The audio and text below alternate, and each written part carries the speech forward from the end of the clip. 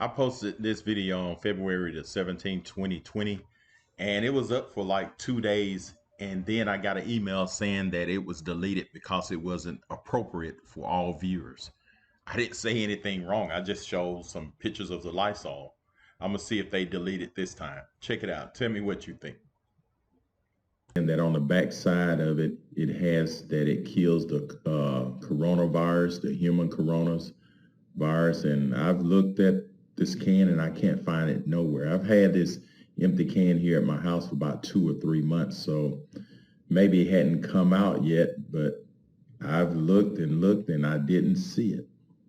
You know, I've heard of the coronavirus here in December 2019.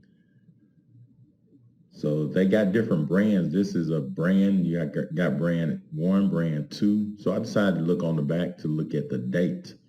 And the date said May the 14th, 2019. So, okay, we heard of the virus there in December 2019. So I went to HEB and bought a new can. And I looked on it. And yeah, right here on this can, you can see it. It says it kills SARS coronas and human coronas. I'm going to highlight it for you right here.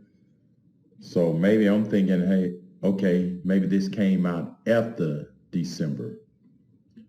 So I was curious and I looked all over it and looked at a few other things on here. It's a lot of stuff it kills that we probably haven't heard of that probably would come out later.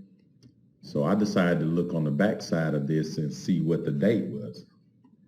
And I turn it over and the date says May the 21st, 2019. And I just bought this. So this is in May. We just heard of the virus, as you can see in Wikipedia. It says that the outbreak happened around December 2019 in China. So this was printed on the back of the can in May. Very curious, because the richest man in the world is donating $10 billion to fight climate control, or climate change. $10 billion, but that's only 8% of his salary. What do you guys think? All right, thanks for watching.